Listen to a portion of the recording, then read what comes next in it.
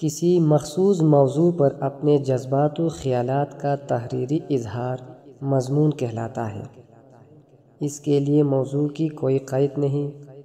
زندگی کے ہر مسئلے پر مضمون لکھا جا سکتا ہے۔ اسلوب کی جو لچک اس صنف میں پائی جاتی ہے، اس کی وجہ سے دور جدید میں اس نے بڑی تیزی سے ترقی کی ہے۔ موضوعات کے لحاظ سے مضامین کی کئی قسمیں ہیں، جیسے علمی مضامین، ادبی مضامین، تاریخی مضامین، سیاسی مضامین، معاشی مضامین، معاشرتی مضامین، سائنسی مضامین، تنقیدی اور تحقیقی مضامین وغیرہ۔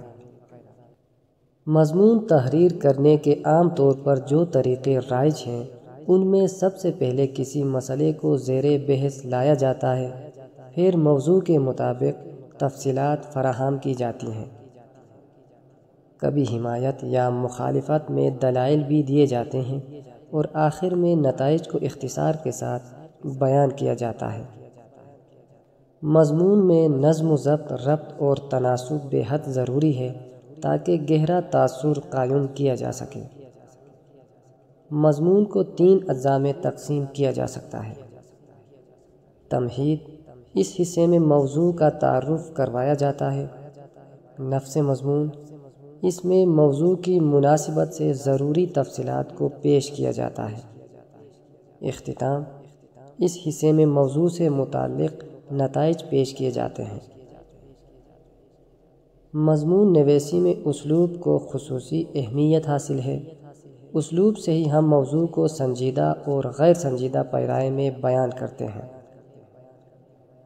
موضوع کو بیان کرتے ہوئے جس قدر سادہ اور سلیس زبان استعمال کی جائے، تاثر اس قدر گہرا ہوگا۔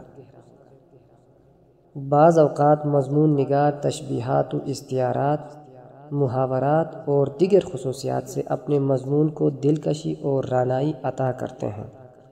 اس کے علاوہ احادیث، اقوال، اشعار اور کہاوتیں موضوع کی معنویت کو اجاگر کرنے میں اہم کردار ادا کرتی ہیں۔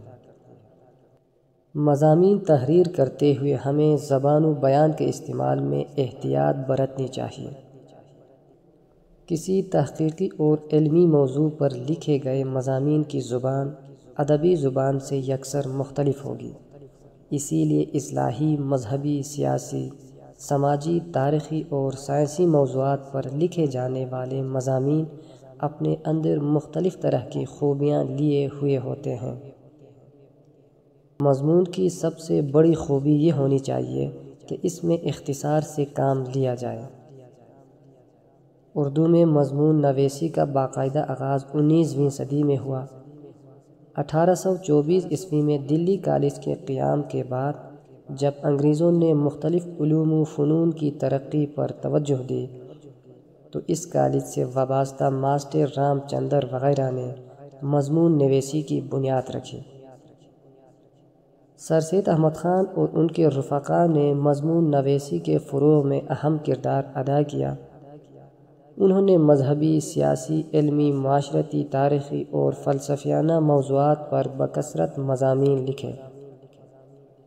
ان کے رسالے تہذیب الاخلاق نے اس صنف کی ترویج اور ترقی میں اہم کردار ادا کیا۔